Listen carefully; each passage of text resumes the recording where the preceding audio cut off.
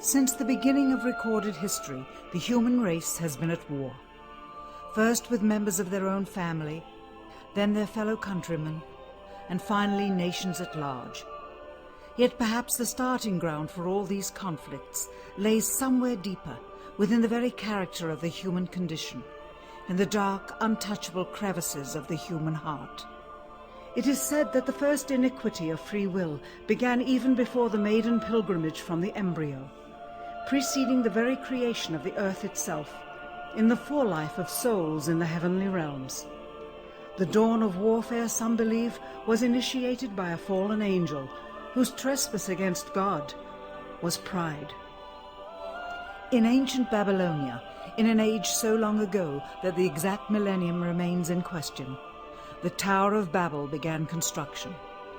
It was to be the single greatest achievement of the human race. A tower so tall that its summit would reach the heavens, and by it prove to the world that their race was superior. It would be God's irony that it would never be finished. Time passed, nations fell, a machine age emerged, and once again the ingenuity of the species which held dominion over all others unveiled what was at the time the most monumental accomplishment ever imagined, the largest machine yet constructed, an automation so mammoth and so revered even before its first demonstration that its only befitting name was Titanic. On April 10th, 1912, it set sail. It was boasted to be the ship that God himself could not sink. It would be God's irony that the very element that was meant to keep it afloat would cause it to sink. Water, frozen water, in the form of an iceberg. Not even one voyage did it complete. And then the next age embarked into the annals of human history, perhaps the last age, the space age. Competition for victor was unparalleled. Powerful nations spent billions in unabashed rivalry to outdo the other. The Soviet Union launched the first orbiting satellite, the first animal, the first man. They had logged 500% more hours in space than the United States. And in June of 1969, they launched an unmanned probe to the moon to retrieve the first soil sample from another world, just 1 month before Apollo 11. That's how close the race was. Had their unmanned probe not crash-landed into the lunar surface, the first moon rock brought back to Earth would have been by the Soviet Union. Richard Nixon, president at the time, had this to say about the latest work of the human hand. It is the greatest week since creation, the greatest event since the laying of the foundation of the seas, since the origin of the universe itself, since the design and formation of the delicate human eye through which all these things are perceived, was a flying machine with its 2 passengers landing on its closest celestial neighbor and returning from where it came. Perhaps again God's irony lies somewhere within this great boast of humankind. The building of the tallest tower for the sole purpose of standing out among the races was never finished. The machine that was so great that it was said to be untouchable by even God never completed its first voyage. And finally, the crowning achievement of humankind, the greatest boast of the species, the event in human history most associated with pride in our own accomplishments, landing on the moon. 20 years later, and years behind schedule, the same space program couldn't put into Earth orbit a telescope with a lens that focused. And yet 2 decades earlier, a mission 100 times more complicated worked on its first occasion. With close scrutiny of the motives of the zealous Nixon administration, a critical examination of the entirely government-controlled press coverage, and newly discovered footage of the crew of Apollo 11 staging part of their mission, we wish to detail what may come to be the greatest government conspiracy of all time. A funny thing happened on the way to the moon.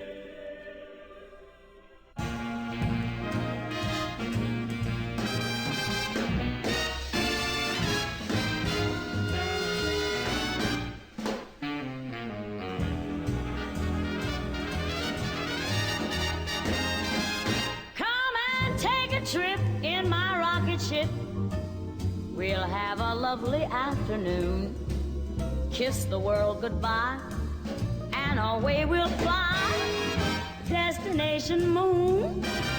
We'll travel fast as a light till we're out of sight. The earth will be like a toy balloon. What a thrill you'll get riding on my jet. A destination moon. We'll go up, up, up, up. Straight to the moon we two. High in the starry blue. I'll be out of this world with you. So away we'll steal in my space mobile, a supersonic honeymoon. Leave your cares below, pull the switch, let's go. A destination moon.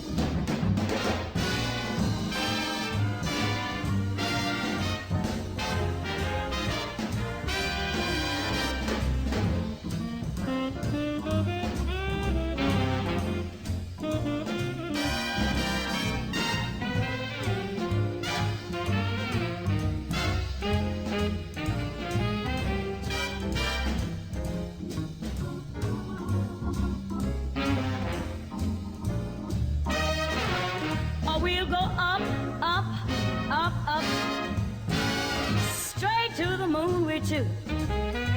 We'll be high in the starry blue. I'll be out of this world with you. So away we'll steal in my jet mobile, a supersonic honeymoon. Leave your cares below, pull that switch, let's go. Destination. We're flying high up in the sky. Destination, destination moon.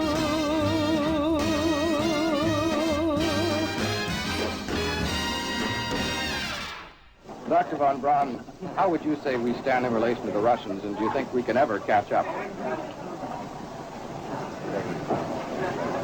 I'm convinced that in the space field, the Russians are ahead of us, particularly in large weightlifting capability, and that at the moment the problem is not so much to catch up, but first build up the working speed that they have already demonstrated.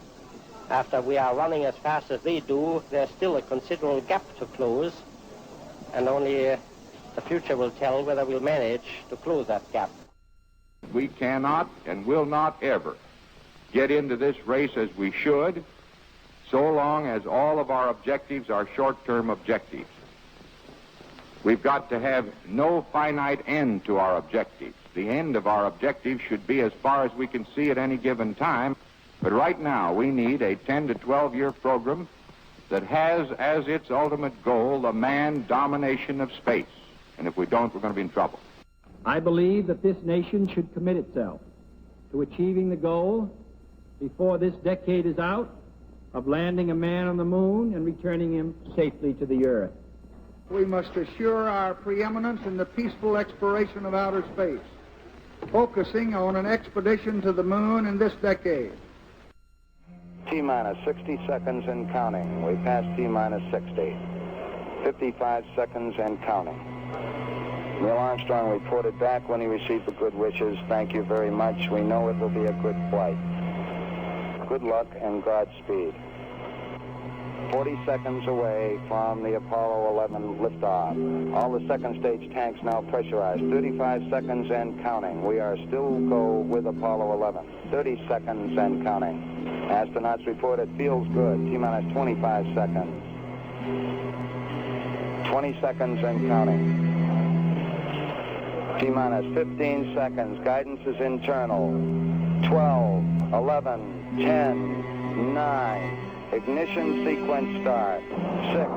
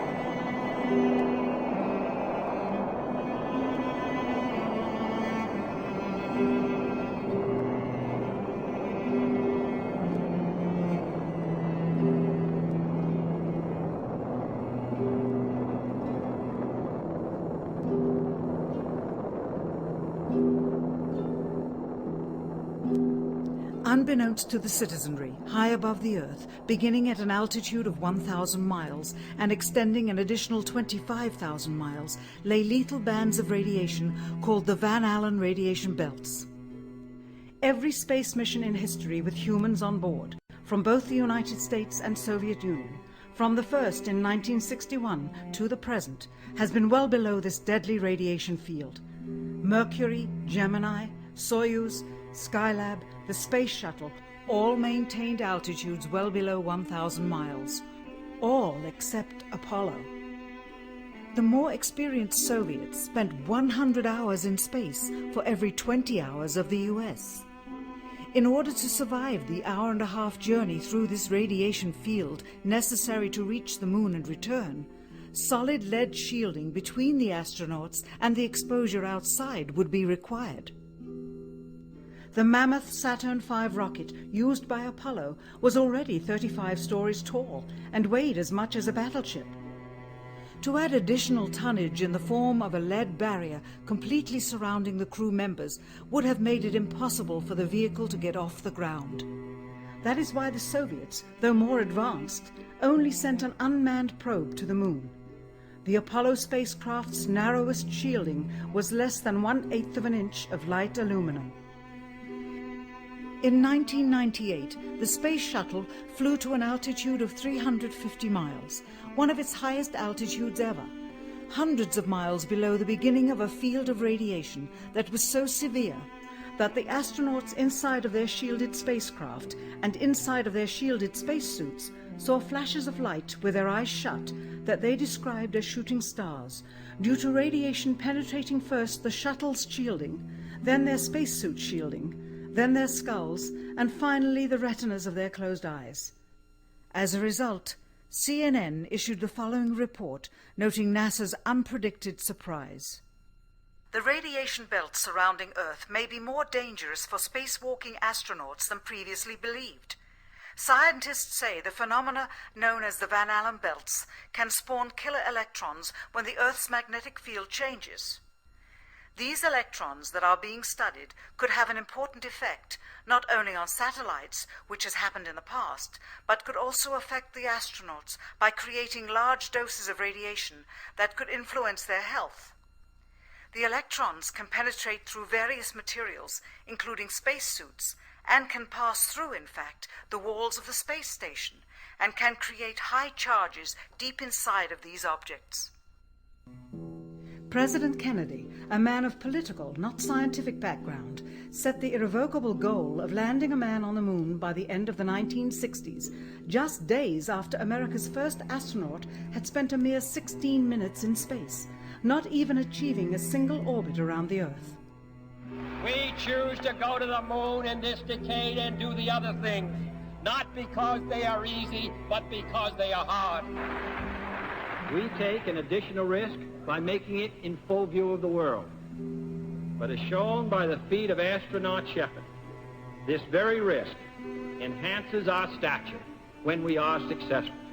The technology necessary to launch the massive Saturn V rocket and an intercontinental ballistic missile is 95% similar. When the Soviet Union launched mankind's first satellite, Sputnik, in 1957, there was grave concern that they had mastered space ahead of the United States and might use this advantage to launch a first nuclear strike from an orbit high above North America. When they also put the first animal in space, then the first man in space, then achieved the first spacewalk, the first crew of 3, and the first ever of 2 simultaneously orbiting spacecrafts, concern turned to fear and then horror as America watched their communist enemy achieve all these firsts with no hope in sight of ever catching up. President, a member of Congress said today that he was tired of seeing the United States second to Russia in the space field. I suppose he speaks for a lot of others. What is the prospect that we will catch up with Russia and perhaps surpass Russia in this field? However tired anybody may be, and no one is more tired than I am, it is a fact that it's going to take some time, and I think we have to recognize it. They secured these large boosters, which have led to their being first in Sputnik and led to their first putting their man in space. We are, I hope, going to be able to carry out our efforts with due regard to the problem of the life of the man involved this year. But we are behind. If it was impossible to better the Soviets in the space race, which was really a race of technological armaments, what could be done? How could America offset the threat of superior weaponry? Throughout the history of rivalry and war, astute generals of lesser armies than their counterparts have used deceit and misinformation as a method to achieve victory. In World War II, for example, columns of inflatable tanks were placed at locations afar from Normandy to draw German forces away from the real location of invasion. The Star Wars missile defense program rigged tests to make it seem more advanced than it really was. That's the conclusion of the General Accounting Office. The aim was to fool the Soviet Union about US military readiness during the Cold War.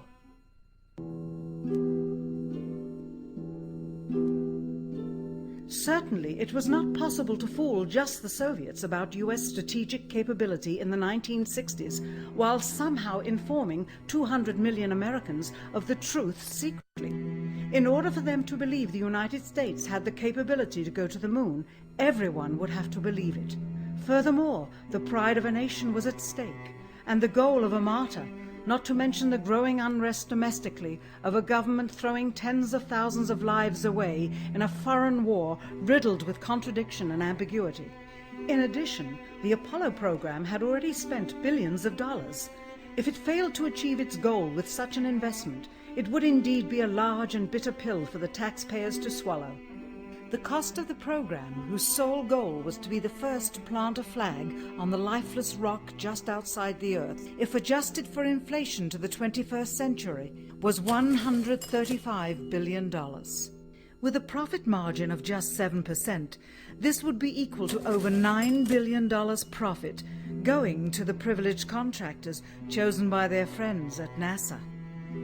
If the machinery was in fact only achieving Earth orbit, as other earlier missions had already done, then the completion and functionality of the other components would not have been as important, and even more profit would have been made. $135 billion could feed 2 million people for their entire lives. It could also buy 2 million two-bedroom houses. Yet how could such an undertaking be kept secret, and for such a long time? To the latter, one needs only to remember that an unsolved riddle 6 years older, the assassination of President Kennedy, still daunts the minds of the vast majority of Americans. As a parent of a conspiracy, as his assassin being assassinated himself, the truth of the matter has still escaped history. In keeping a secret of the magnitude of the Apollo missions being fraudulently created, one turns to the Manhattan Project for comparison. Surreptitiously building the first nuclear bomb during the early to mid-1940s involved 129,500 people over a 3-year period. Yet the secret did not get out. A quarter century later, the art and technology of espionage inevitably improved, narrowing dramatically the number of players in the know of a large clandestine operation. Just 1 year before the first mission to the moon, NASA launched the Tetra satellite, specifically designed to simulate flight data coming from the moon, so that the ground crews could rehearse the landing, much as the astronauts did in their own simulations. Had it not supposedly fallen back to Earth, all that would have been needed during the actual flight would be a repeat of one of these computer programs, with a few original variations, transmitted to the satellite for rebroadcast to Houston. Scores of computers and their deceived operators on the ground would then receive prearranged information, including the alleged location, altitude and fuel consumption of the spacecraft, as if it were descending to the moon's surface. If the Soviets tried to find the actual location of an Apollo crew in the hundreds of thousands of miles surrounding the Earth and the moon, it would be tantamount to trying to find a rowboat in the Atlantic Ocean. The fact that the Apollo program was so departmentalized, with various construction and test sites around the country, meant that only a few people saw the whole picture. And for the first time ever, there was no independent press coverage of such an historical event. Whatever pictures and sound were distributed to the public were strictly controlled and previewed by the federal government. They were then disseminated unchecked until this hour. For who would realize that the unthinkable was not only possible, but absolutely true?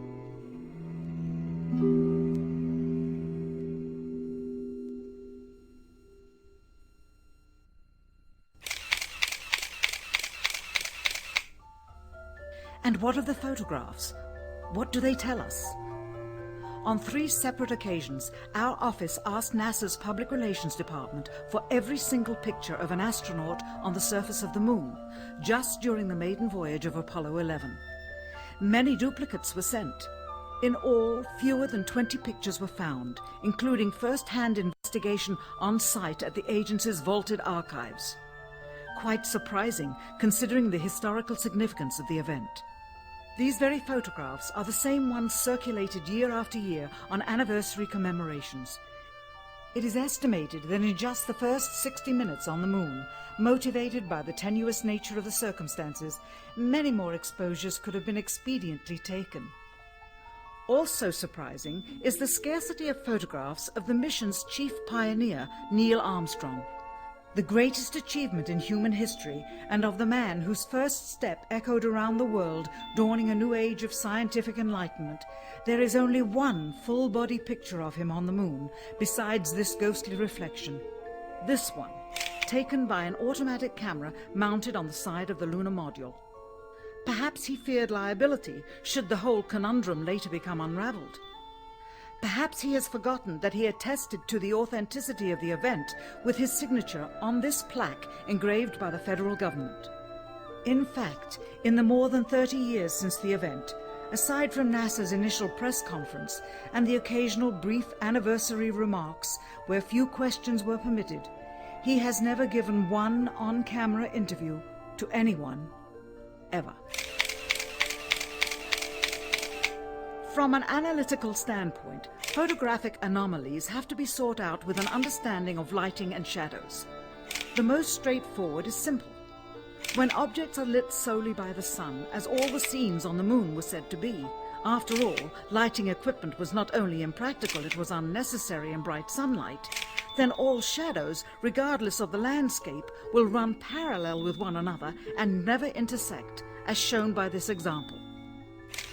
In these seldom-seen photographs, obtained from a rarely used auxiliary NASA archival site, it is clear that these scenes were lit with artificial light. These shadows, which are cast at different angles, are evidence that a second light source is being used.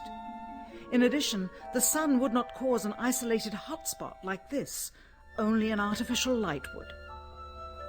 Again, intersecting shadows and another hotspot. And again. And again. It is simply impossible for this picture to have been taken with sunlight on the moon. Here, the shadows are shown to be as black as pitch. And yet here, completely in a shadow, the astronaut is lit up like a Christmas tree. How can this be? Or this, on the shadow side of the lunar module. In this magnification of an Apollo photograph, A rock, very likely a papier-mâché prop because of the crease here, is categorized with the letter C. In later releases of the same picture, the letter is gone, probably airbrushed out. Here a crosshair, which was burned directly into the image from the film plate and thus should always appear on top of the objects in the photograph, appears behind the object in this scene, clearly revealing a composite of two pictures into one. Someone apparently forgot to create a burn crater underneath the lunar module's 10,000-pound thrust engine, despite the fact that during ground tests there was a real concern for the vehicle falling into the hole the engine created as it descended. Here is a Norman Rockwell depiction drawn just 2 years earlier based on the latest specifications and scientific data. In these enlargements, it looks as though the lunar module was simply placed there. Not even one speck of moon dust on the landing pod. As a result, all subsequent flights had to have the same discrepancy, which was explained away by the effect of no atmosphere. And what about stars? On the moon, with no atmosphere, they must have been quite a sight to behold. Yet there is seldom any mention of them, if ever, much less realistically. A competent amateur astronomer would have been able to call attention to the slightest error in measurement. The answer? Not to talk about the stars. Ever. In their post-flight press conference, it was the only question to which Neil Armstrong responded with an absence of memory. When you looked up at the sky, could you actually see the stars and the solar corona in spite of the glare? We were never able to see stars from the lunar surface or on the daylight side of the moon by eye without looking through the optics. I don't recall during the period of time that we were photographing the solar corona what stars we could see. I don't remember seeing any. Years later, though, Michael Collins would remember seeing the elusive stars and wrote about them in Expeditions to the Moon. It seems his memory improved the older he got. Why don't stars appear in any of the photographs? Simply because the proper, mostly closed exposure setting for the camera's iris, set that way to compensate for the bright sunlight on the moon's surface, completely diminished the faintness of relatively distant specks of diminutive light. This answer is true. It does not, however, explain why they never took any pictures of the stars by themselves, with an exposure setting perfect for them. While they took 3 automobiles to the moon, they never took a photographic telescope. Had they done so, they would have been able to see farther into the universe than had ever before been realized. If they had taken a telescope and were not actually on the moon, they would have had to concoct undiscovered galaxies that might one day prove to be non-existent. The cost of the 3 moon rovers in 21st century currency? Nearly $60 million each, though they had fewer parts than a Jeep. Where was all this money going? Then there's the flag, blowing in the wind, at least twice, on the atmosphereless moon. We can only guess that most of the missions were staged inside, for fear of possible aerial or satellite reconnaissance from an unfriendly nation. The backpacks, designed for 1/6 gravity, must have had the cooling systems removed to allow for movement without falling over. With very near and hot studio lighting, that left one hot astronaut inside. Assuming that it was the astronauts inside, after all, their faces were always covered. The necessary mammoth amounts of air conditioning were probably responsible for the air current. Here the editor cuts to a still shot of the flag, just as the effect becomes noticeable. Here it is unchecked. This rare clip, attained decades ago, was never re-released with the inevitable increase in experience and scrutiny. To demonstrate 1/6 gravity, a bouncy, floaty feel to the astronauts' movements would be similarly achieved with relative simplicity. Slow motion. You are viewing the scenes as they aired more than 30 years ago. Now let's look at them with the speed doubled. It becomes discernible that they are, in fact, in Earth's gravity, and are no more leaving the ground than they would on Earth. It is clear from these rarely seen colour television pictures that the crew of Apollo 11 brought a high-resolution colour video camera with them on their mission. Yet the only pictures broadcast live from the moon's surface were these from a low-definition black and white camera. In fact, the networks complained because in addition to this, they were forced to shoot the images, second generation, off of a projection TV of the technology of 30 years ago, and were not even allowed to take a direct feed, which further degraded the quality and clarity of the images. Perhaps this was precisely what NASA and the federal government had in mind. After all, it was a first, regardless of where they were. Better to open up their debut mission with fuzzy pictures and numerous blackouts, rather than show too much revealing detail of a false scene that was yet unproven. And finally, the element that seals their fate. Of all the footage of Apollo 11 requested from NASA over a 5-year period, one gem was discovered just before the completion of this documentary. An old reel received by mistake. It contains the raw or unedited footage of the crew of Apollo 11, Michael Collins, Edwin Aldrin Jr. and Neil Armstrong, staging part of their mission for nearly an hour in living color, with exceptionally clear behind-the-scenes audio of conversations discussing the techniques used to achieve a disingenuous picture depicting the Earth at a distance, in order to falsely demonstrate their far journey from it and their ability to survive passing through the Van Allen radiation belts. It cannot be misconstrued that this staging was done for some other reason prior to the mission, for the reel itself is slated and dated July 18th, 19th and 20th, 1969, the very days of the mission when they were said to be approaching and achieving lunar orbit. Furthermore, it is apparent they are in genuine zero gravity aboard the actual spacecraft, necessary to convince the mass media of their authenticity, just not any further than Earth orbit, as you will see.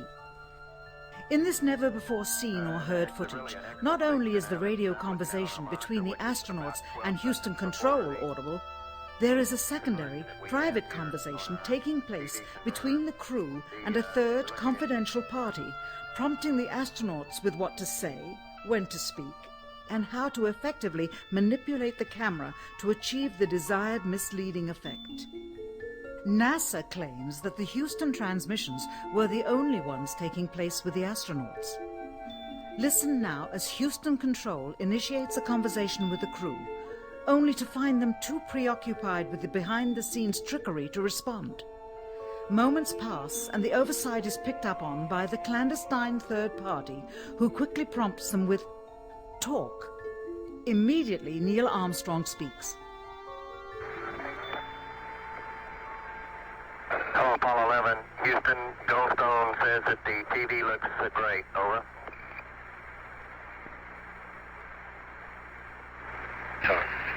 Okay, Roger. We're coming in on Earth. Again, the illusion they are attempting to create is the Earth at a distance to demonstrate their far journey from it and their ability to survive passing through the Van Allen radiation belts. Understand, too, that only about 20 seconds of this raw footage was ever broadcast to the public, and these conversations discussing their deception were believed to be private, until now. Here they discuss that these television transmissions were in fact not broadcast live as everyone believed. They were first screened and edited for playback later. Roger, Neil. We just wanted a narrative such that we can, when we get to playback, we can sort of correlate what we're seeing. Thank you very much.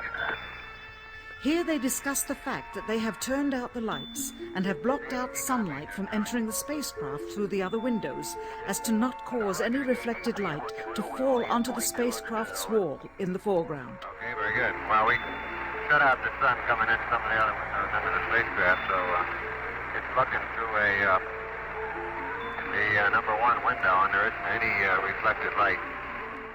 The reason this was done is so that the truth of the matter would not be revealed.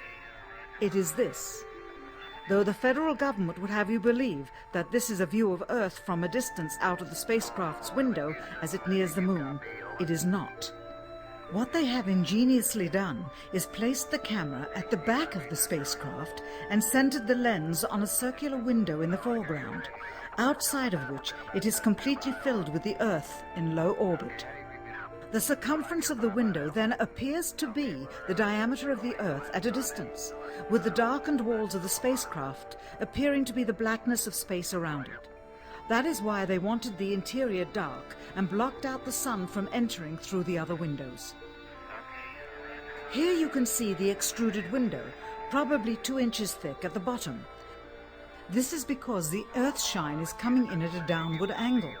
It also causes the Earth to appear to be an irregularly shaped circle, for you are seeing the outside of the window at the bottom and the inside of the window at the top, which together form 2 different sized halves of a circle. Subsequently, this take was never used. As they perfected the shot, a crescent-shaped piece of black material was inset slightly into the window to create the illusion of the Earth's terminator line dividing night and day. It is uncannily convincing. During this segment, intended to be edited and played back later for the worldwide television audience, dated July 18, 1969, Neil Armstrong condemns himself as he states that he is 130,000 miles out, or halfway to the moon, as the NASA flight log also states on this date, when he is in reality in low Earth orbit of a few hundred miles. Roger, Houston, Apollo 11. Calling in from about 130,000 miles out. Here, during another segment, also intended to air after review, Neil Armstrong falsely explains to the viewers how the shot is attained by putting the camera's lens to the window's glass, as it would have to be if they were the claimed distance away from the Earth. We only have one window that has a view of the Earth, and it's filled up with the TV camera. If the window was completely filled up with a TV camera, as he stated, then an astronaut's arm would not be able to get between the camera and the window, as it obviously does here in this outtake. South America becomes invisible just off beyond the Terminator or inside the shadow. You can also notice how the astronaut operating the camera reacted to the mistake by attempting to pan away from it. Blue gas, see white bands of major cloud formations across the Earth. This is a segment that they believed wasn't even being recorded, much less suitable for broadcast, for the lens was being zoomed out and the scene was being changed to that of an interior of the astronauts at work, and apparently the stop button popped back up on the recorder without notice. Here is the diffused work light that they used to see camera controls, but not throw light onto the spacecraft's wall. Here they remove part of the crescent insert.